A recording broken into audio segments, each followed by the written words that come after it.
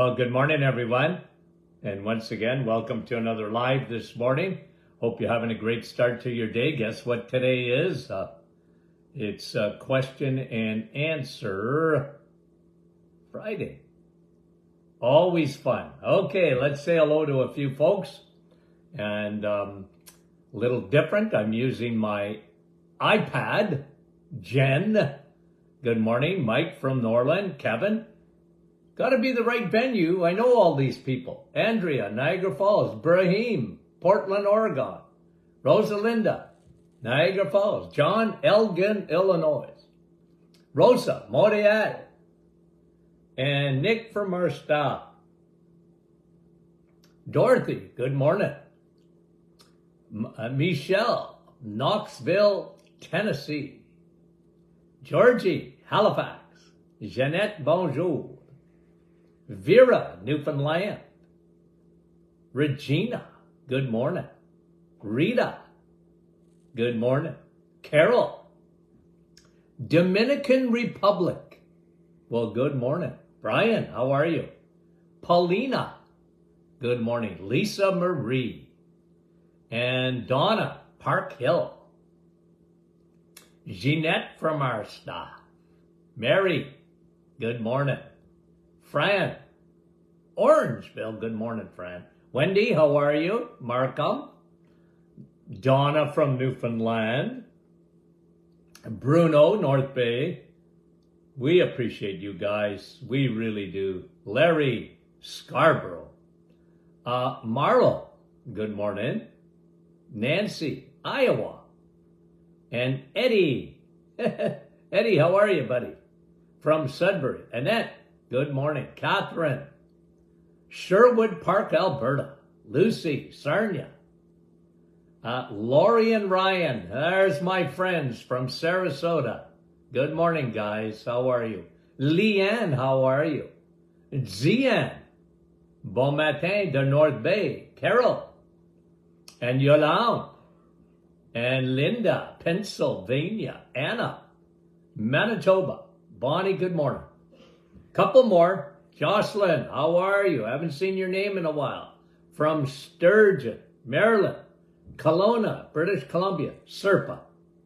Expecting another 30 centimeters of snow. Wendy, Lynn, Maureen, Penticton, British Columbia. Luella.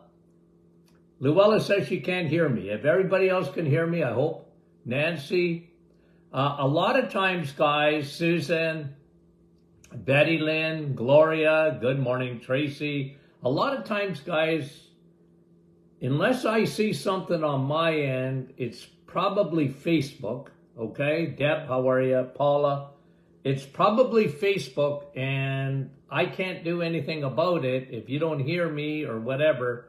If I don't see it on me, it's either your Wi-Fi, but a lot of times it's Facebook too. And it's just the way it is. And there's not much. Petawawa, Yvonne, and Wanda, and Nativity. I love you guys. You know that. Good morning. Okay, let's get to our questions this morning. Joanne, good question. Joanne is asking, how much vitamins do we lose when we cook and through poor metabolization, or pure, she's talking about absorption. Well, look, that depends. Look, cooking, you eat a steak, you better cook it. You better, if you eat a hamburger, you better cook it. You're not going to cook it, and you're not losing vitamins when you cook it, because if you did, you could never eat meat. I mean, meat's got to be cooked, right? Fish. I mean, you got to cook it. I guess you could eat some fish raw, but generally it's, there's very little vitamins lost. Now, if you overcook, I guess you could lose some of the vitamins. But guys, I don't look at just vitamins. Like when you eat, and this is why I'm so big on eating everything first, right? Like when I say vitamin S, I mean it. It's got everything you can think of in there. from protein, fat, the amino acids, minerals, and vitamins. That's why it's a perfect food. It really is. It's a perfect food. And you get some vegetables, I guess, if you cook them. You might lose a little bit, but I would tell you, Joanne, I wouldn't even worry about that, because you're getting everything, pretty well that you need. And yeah, I guess you lose a little bit when you cook some vegetables or whatever, but you got to cook meat. And I found over the years, like just when I tested people nutritionally and they started eating well and better, you know what? All of their levels of vitamins and that went up, okay? Now, the other part of it is you said poor absorption. Well, that's another issue. I mean, yesterday we talked about B12, and a lot of people, they might eat their steak and yet be low in B12, and that's because they're not absorbing their B12. And that's an absorption problem. That's a digestive problem. A lot of people have trouble with the upper GI. Their stomach doesn't have enough acidity, and therefore they have trouble with that. So every individual is different, and those people often have to fix the problem. That's why I love digestive enzymes. I'm big on that. That's why I love probiotics. Probiotics help you to absorb nutrients. That's one of the things that those bacteria do. The good ones on your side, they help to absorb nutrients. So there's a lot of factors there, Joanne, and thank you for the question. Well, you're asking, I don't know if this is the same Joanne or not. I can't eat steak every day. Why not? Okay. How much red meat do I have to eat to get the vitamins my body needs? Well, we're speaking specifically there.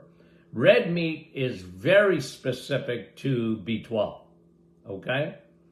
And again, if you don't have a malabsorption syndrome, and the best way to look at B12 in a sense is you got to optimize your B12, Joanne. So I like 800 to 1200. So if you can get your blood work done, that'll give you a real good clue as to how much B12 you're absorbing in that. But I would say, as a rule of thumb, red meat, okay, steak, hamburger, lamb, roast beef, all the red meat, I would say, 2 to 3 times a week minimum, okay?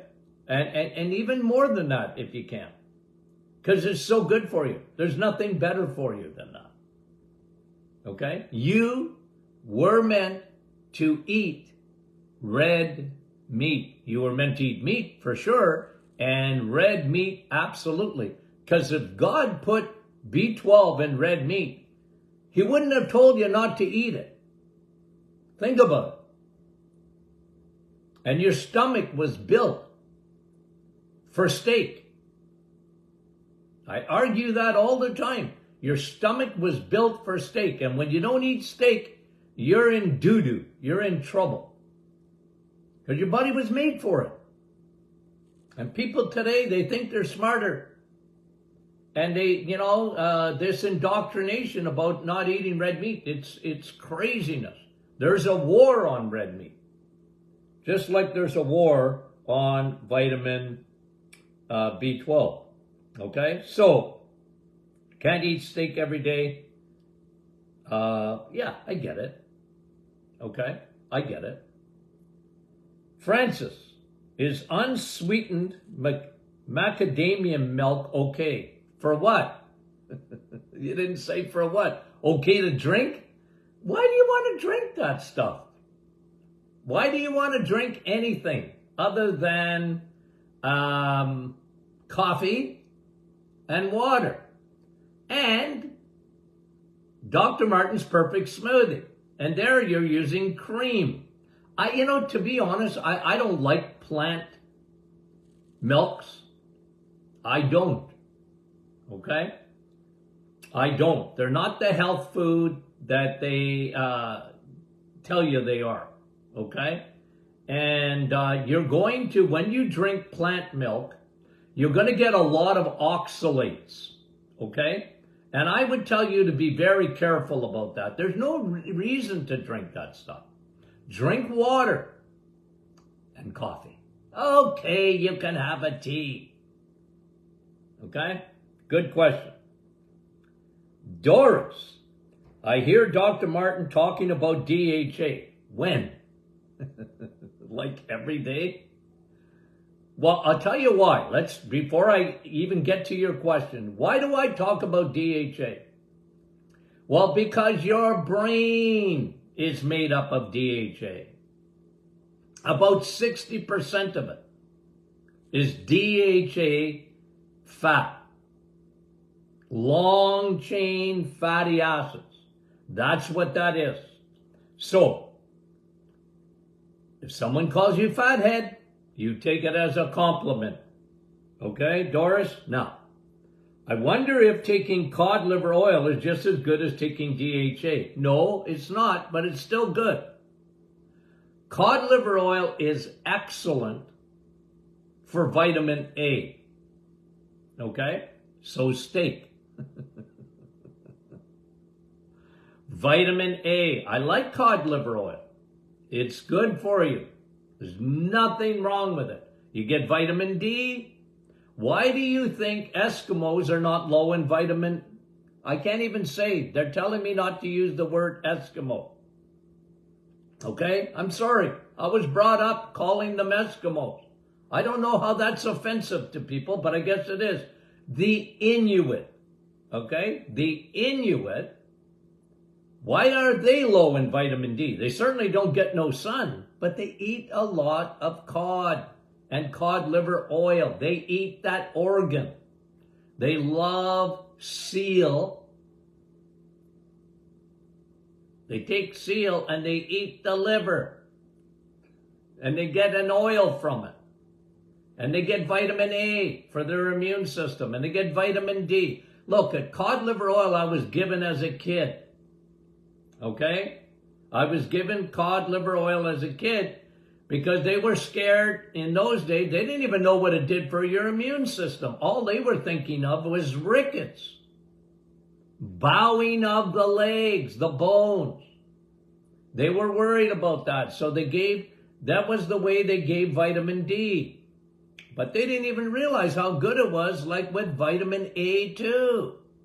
And vitamin A is good for your eyeballs, and it's good for your immune system. Remember what I taught you about vitamin A? It's your invisible mask.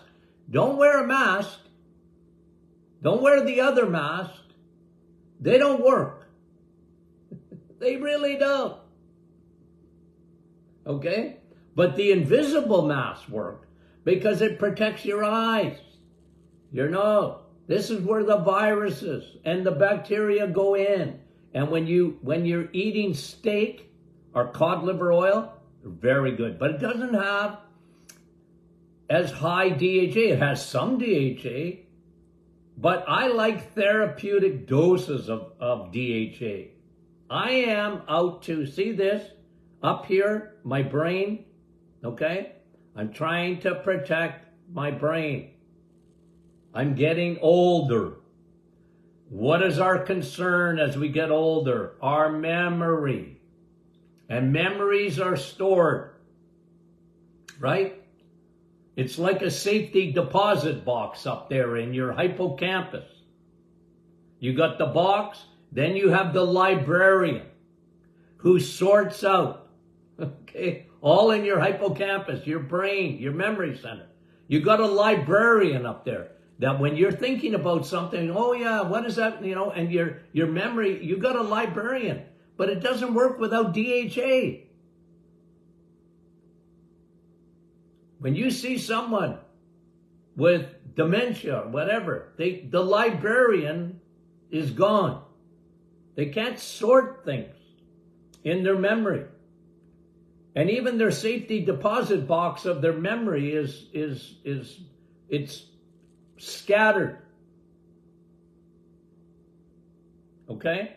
That's the way I look at that brain, and that's what I know about DHA. It's so incredible. It's so good for you. And steak's got a lot of DHA. And fish have a lot of DHA. So you eat it, and I have that fish every day in a capsule. Okay, it's the way I am. Okay, Anne, been chewing sugar-free gum for years. Most have aspartame. What are your thoughts? I don't like it. You want my honest-to-God opinion? It accumulates over the years. Okay? And I know it's sugar-free, but sugar-free don't mean healthy either, right? And, you know, it's good in the way that it's sugar-free, but what do they flavor it with? And they use these artificial sugars. Now, sometimes they use, you can get gum, I think, with xylitol, and it's a sugar alcohol, probably a little bit better, but even then, I would tell you, okay, you can get gum that is got none of that stuff in it, okay? That's got none of that stuff in it. I would recommend, if you have to chew gum, then try and get one that's completely, you know, sugar-free and plus all, you know, artificial sugar-free too, okay? Anyway, I like chewing gum, but I gotta tell you, it ain't the best thing for you, okay? Thanks, Ann, for the question. Jacob, hi, what can I do with blocked salivary glands? Well, one of the things I would do, because they get blocked up, there's usually a little bit of hardening there, and you know, I saw it over the years, and I like probiotics, okay, because it's usually a fungus that blocks it up and hardens, and I like probiotics, I really do. I'm big on B12, anything in the mouth. As far as vitamins concerned, it's a B12, and I find that that can be very, very helpful. And you know what? For some people, okay, and I'm just going to say it because I saw it, some people that, you know, we talked earlier about oxalates, they get stuck in there. Oxalates are little crystal, it's like, oxalates are like little glass. So watch your vegetable intake. Watch your vegetable intake. That's all I'm saying. Because I used to observe that in practice. Okay, Doreen. Is eating grapefruit while taking supplements okay? Well, taking supplements is, yes, it's okay. Now, you'll see certain medications that they recommend you don't drink grapefruit juice or eat grapefruit around because there's an enzyme in there. It can affect certain medications. And, you know, really, if you're on any medications, you know, read the side effects and the contraindications that are given to you when you take a medication. But not supplements. I haven't noticed anything with supplements. And, you know, I'm not that big on eating that much grapefruit either. You know, like, it's God's candies. Like, I wouldn't have that every day. But again, it depends where you are metabolically. If you're in that 93% of the population that have trouble with any form of metabolic syndrome, then you treat fruit with as God's candies and be very careful. But I like grapefruit. I like it. Okay? Just don't, I wouldn't have it every day. There you go. And And that was Doreen and Sharon. Can you reverse damaged, clogged veins and get triglycerides down? Well, absolutely you can. You're fearfully and wonderfully made, Sharon. Your body is able to regenerate. You get brand new it's amazing how fast your body can regenerate. Can. Now, some things are so advanced, it's going to take a miracle from God to change anything. Okay? But, yes, your body, even as you get older, can reverse things. But it'll never reverse things unless you change your diet. Okay? It'll never reverse. You asked about triglycerides. Well, every day I show people, and I showed people when I was in practice, to lower their triglycerides. But they had to stop becoming, they probably never stop, but they have to acknowledge that they're carboholics. My name is Tony, and I'm a carboholic. I get them to say that, not Tony, but I get them to use their own name. Put your hand up, and my name is Susie, and I'm a carboholic. Okay. When they get you in these programs, the AA or the 12-step programs or recovery programs, they get you to admit who you are. I'm an alcoholic. My name is Tony, okay? And guys, the reason is because what you're saying is, I know what the problem is. So triglycerides is carboholic. Triglycerides is carboholic. You want to get them down? You gotta put the carboholic to bed. You gotta change. Okay? You gotta change. And it's amazing. Now, when you have clogged arteries, okay? You have clogged arteries. I've seen it. Where the body regenerates. If you can lower all markers of inflammation, and your body is got an enormous ability to regenerate itself. And the first goal should be to get your body in a process of healing, regenerating. You have to start in the kitchen. It has to start with food. Okay? And it's amazing. I've seen it. Well, I've seen it. Like I've seen triglycerides over the years, and you want low triglycerides and high HDL.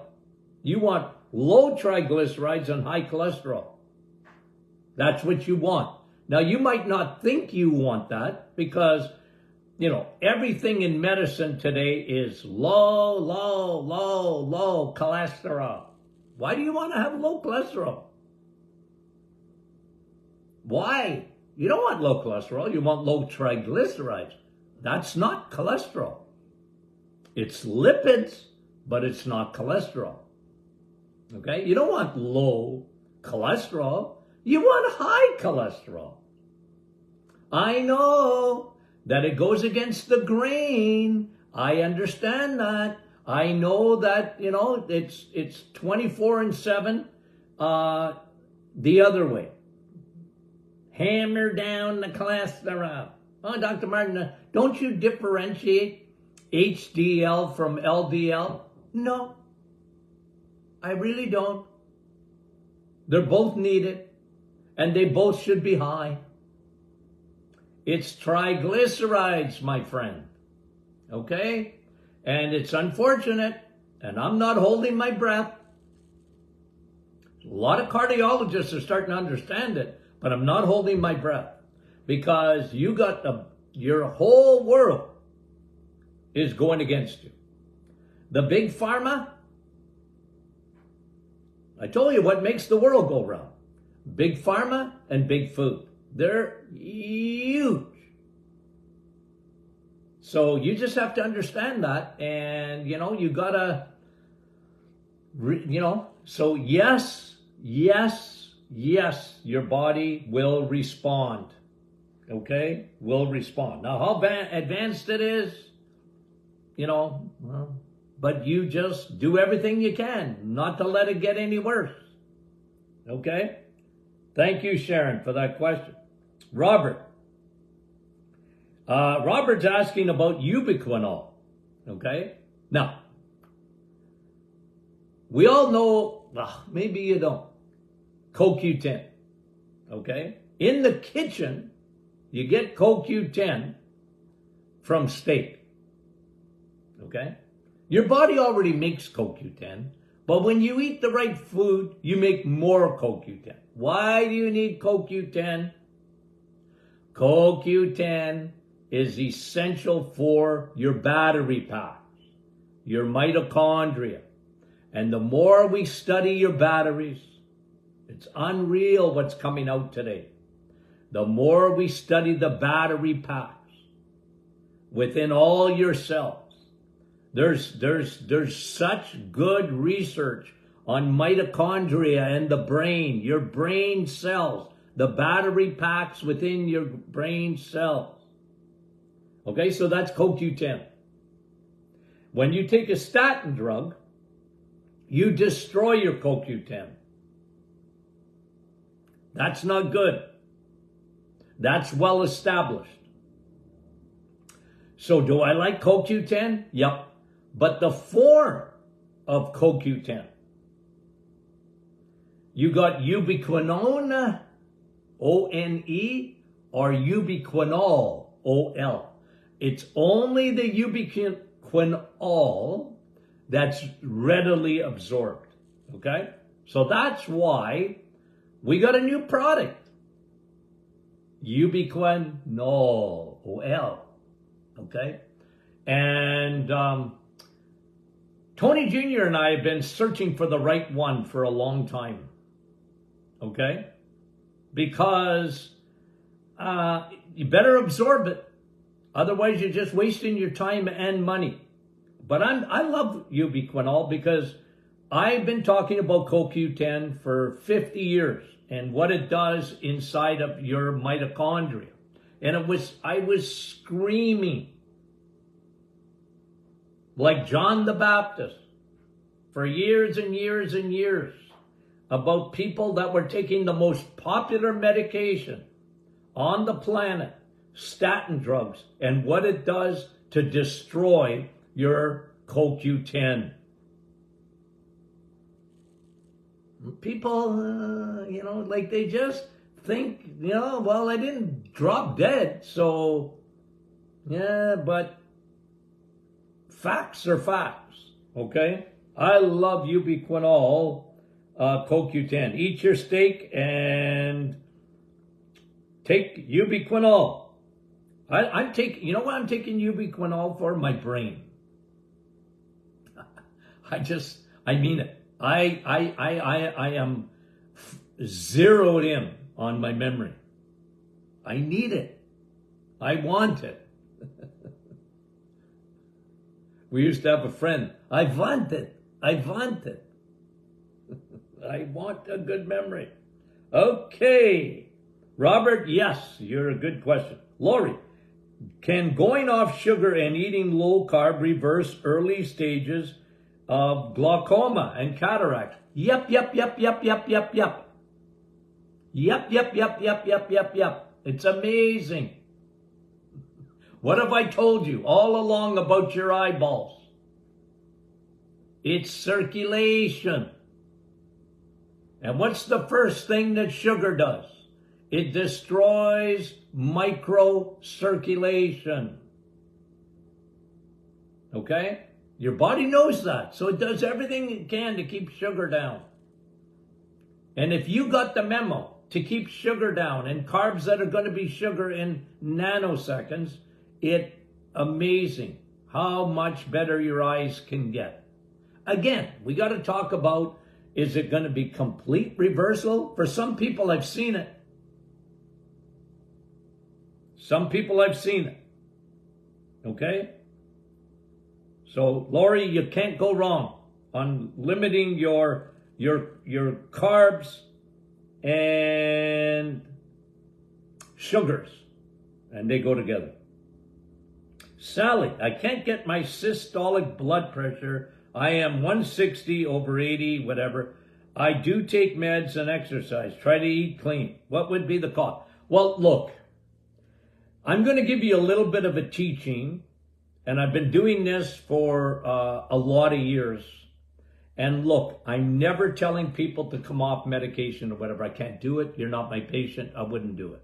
Okay? But here's what I always tell people. Okay?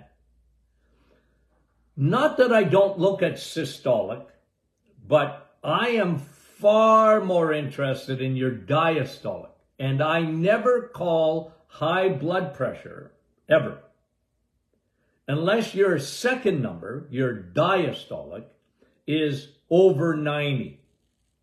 If you are a 150 or whatever, 140 or 150 or whatever, but your second number is not over 90, in my opinion, you don't have high blood pressure. And again, okay? Again, this is for information purposes only. I'm not your physician. I'm giving you information, my experience. A lot of people, first of all, they take their blood pressure far too often. They give themselves white coat syndrome. You know, I used to have patients come in, they had books and books. Do you want to see my blood pressure, Dr. Martin? 8 o'clock in the morning, 10 o'clock in the morning, 2 in the afternoon, 6 o'clock, and 8 p.m. Do you want me to read it? I go, close the books. I'm not interested. But they were always, you know, their blood pressure, they do it with blood sugar. And I tell them, I said, you're driving me nuts, and haven't you drove yourself nuts yet? You're creating anxiety, for heaven's sakes. Anyways, okay? Close the books. I didn't want to know. I just took your blood pressure. That's what I want to know. And I didn't wear a white coat in the office, ever. But some people had white coat syndrome, even with me. How can you get nervous with me? Moi. How is that possible? But some people, as soon as they get into a doctor's office, their blood pressure goes up. That's very common. So, am I saying never to take your blood pressure? No, I'm not saying that. But don't live on that. And secondly, if your second number, your diastolic, is not over 90, I don't consider that high blood pressure at all. And remember, kidneys have a huge effect on your blood pressure. And when you go low carb, and when you cut out those sugars, and when you start taking care of yourself, it's amazing what happens to your blood pressure for the vast majority of people. Okay? And again, I'm not talking about meds. Okay. Thank you, Sally. I wouldn't worry, Sally, from the numbers you're giving me. You're getting yourself uptight, in my opinion, for nothing. But anyway, Carrie, did the reset and finding my estrogen with PMS is more of an issue. Is eating meats and cheese high in histamines causing this estrogen? Nope. Nope. Your body's, Carrie, your body's changing. You're a woman. Okay? You're a woman.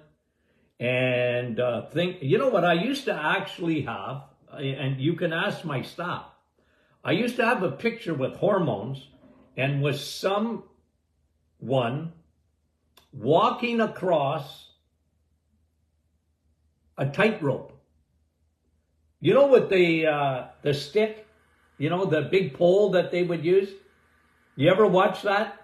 a tightrope walker and they got a pole and they're walking, that's hormones or hormones. It's a balancing act. Woo, woo, woo, woo. And the vast majority of people, whether it was the real imbalance in their hormones, the reset helped them a lot.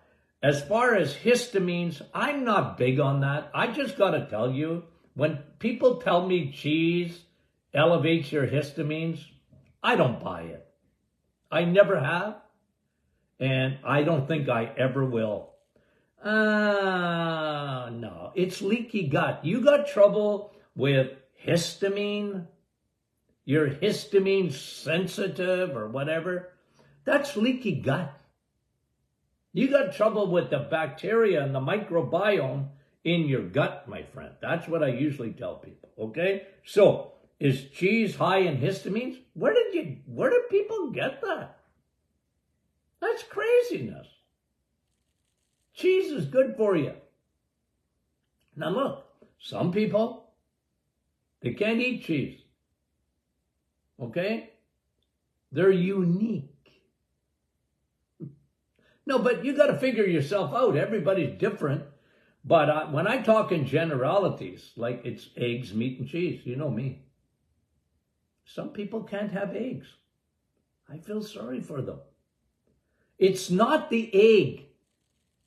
Got it? It's not the egg. It's you. You know, I used to tell patients that. Because they said, well, eggs got to be bad. I can't digest them. I said, well, that's you. It's not the egg. And it's you. It's not the cheese. Okay? It's not cheese. It's you. You got to fix you. Okay? You think I'm controversial? Okay, Rita, we got a few more here. Chronic urticaria, that's hives. Skin gets, would the reset help? Yes, it will. Get off all sugars. Get on probiotics because it's leaky gut. Your body is, urticaria is autoimmune. Your body just is overreacting. And it's usually because your microbiome is in balance. A lot of times with urticaria, it's yeast, it's fungal inside the body. And the third army invaded. And now your body's overreacting to it. Okay? Now you can get hives from the sun and things like that. Okay? But that, again, it's not the sun. It's you. Fix you. I love those questions. Okay, thanks. Stephanie, I enjoyed the Navital webinar. Well, thank you for coming on, Stephanie. It sounded like what I heard was that a supplemental glutathione will not pass the blood-brain barrier. No, it's not that. It's not passing the blood-brain barrier, Stephanie. Glutathione, first of all, it's like CoQ10. Your body makes it. Okay, so glutathione, your body makes. Melatonin, your body makes. CoQ10, your body makes. Okay, now as a supplement, okay, glutathione, and we've known this for a lot of years, it's when you take it as a supplement, you don't, it's poorly bioavailable. That's the word we use. Your body has an enormous difficulty absorbing it, glutathione. By the way, when you eat steak, you elevate your glutathione. Why do you think I love vitamin S? Okay, now, okay, so it's the bioavailability. Navital, on the other hand, pine bark extract, is very bioavailable. I might have talked about this on the webinar, don't remember. But I saw these studies, okay, where they did a saliva test after taking pine bark extract, okay? They did a saliva test. And 72 hours later, they do another saliva test. They just took the pine bark 72 hours earlier, and it still shows up in the saliva. What's that mean? The bioavailability is incredible. It crosses the blood-brain barrier. Glutathione, your body makes it as a supplement. Now, there's a new form. So I love glutathione. It's Velcro inside your body to remove toxins. It's a master antioxidant. But I used to tell people, if you're taking a pill of glutathione, you're wasting your money. Navitol will elevate on its own glutathione. Your body makes it, and Navitol helps the body to make it even more. Proven fact. Now, I like glutathione in an IV. Okay? It's like, so if you had a cancer patient, which I often did, I said, if you can get an IV, I would put high vitamin C in there, because that's the only time vitamin C, in my opinion, the other vitamin C, not coffee, will do you any good. Plus, get glutathione put in there, because glutathione is a master detoxer, and when you put it in IV, your body absorbs it. Okay? Now, they're coming out with this lipid nanoparticle with glutathione. I haven't seen the research yet. Maybe promising. Okay? But that's what that was about, Stephanie. Okay? Teresa, can a no carb cause low blood sugars to the point of lightheadedness? Yeah, originally, Teresa, maybe. Oftentimes in the first week or so, when you go on the reset and you go low carb and you're actually going no carb, your body is changing fuels, and that can, like your brain is going, holy moly, what is this? What is this? You're giving me a different fuel. And your body's reacting. The other thing is sometimes when you go low carbs, you get, because the kidneys are changing for the good. But in the meantime, the electrolytes can be a little bit out of balance. So I often would recommend electrolytes, temporarily at least, to help with that. So it's the body changing fuel. So it can give you lightheadedness, but it's going to go away. Make sure you drink enough water, and just, like I said, when the body changes fuel, you're going from burning glucose, and now you're not burning glucose anymore. You're not eating any glucose, so you're not burning it. What are you burning? You're burning ketones. Your brain's on rocket fuel. And it's a change. So that's what happens there, Teresa. Carol, my husband is taking metformin and statins. Will it do him any good to give him B12 and ubiquinol? If he's not on ubiquinol, he's in trouble. You tell your husband I said that, Carol. He's in big doo-doo. Statins destroy CoQ10. Now listen to this, okay? I didn't even mention this before. Your heart, your brain, your heart, very similar. Your heart has so many battery packs you wouldn't believe. Like there's in every muscle, your heart's a muscle. There's about 5,000, every cell has about 5,000 battery packs in there. You really need a lot of energy for the heart. The mitochondria. When you take a statin drug, imagine you're taking a statin drug so to prevent a heart attack, and in the meantime, you're destroying CoQ10 that protects your batteries in your heart muscle. Jeepers. It used to give me migraines, even thinking about it. How stupid. At least if you're taking a statin drug, would the pharmacist please tell you to take CoQ10? They know that. They get taught that in school, but they don't do it. Ooh. See, I'm getting a migraine again. Absolutely, and B12 too, Carol. Your heart needs B12. Your brain needs B12. Your muscles need B12. Your cells need B12. B12, B12, B12. I never talk about hardly ever about the other B vitamins. Eat your B vitamins and take B12.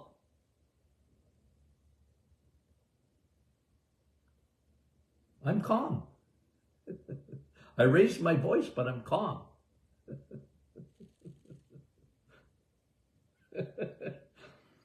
Marley.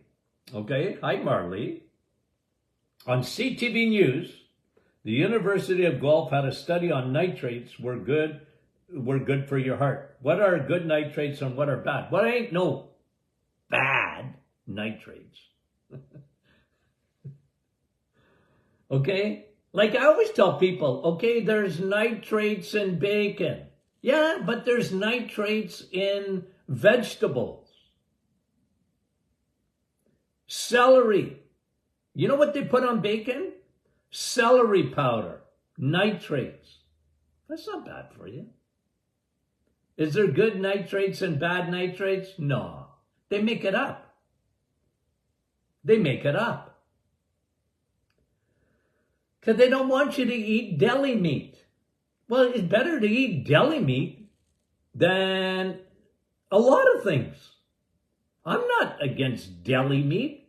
Deli meat is good for you. It's got a bad rap. It's full of vitamins. It's full of protein. It's low carb. It's good. Bacon is good. Sausage is good. Smoked meat is good for you. There, I said it. It's good for you. It's not bad for you. Okay? The cereal companies, the big food companies, they want you to eat in the middle aisles of their grocery store. That's where they make all their money. They're lying to you.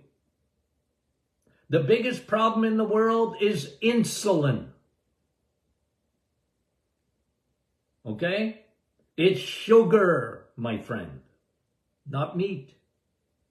Not nitrates. It's not nitrates. It's, what do you think they did in the Bible to preserve meat? Salt. Salt. And celery salt is what they preserve meat with. It's good for you. What's wrong with it? Salt's not the bad guy. Sugar's the bad guy. Okay. I think we did it. Yep, we did it. We did it. Okay, guys. Have I told you lately that I love you? I haven't? I know I didn't do it all week, I bet you. How crazy is that? Guys, we love you and I mean it. Thanks for being so supportive, okay? You guys are unreal. Thanks for making our podcast, The Doctor Is In, the #1 health podcast in Canada. Now let's make it #1 in the USA too. Why wouldn't we do that? Okay? So all my American friends, you share this. Share it. Tell people about The Doctor Is In. They don't have to watch me live, okay? They can listen to the podcast on The Doctor Is In podcast on your favorite smart device, okay? You can download it and listen to it. And we thank you for all the ones. All of our members in the private Facebook group. Thank you, thank you, thank you. What a community, what a group. We love you. We can't say that to you enough. Okay? Talk to you soon.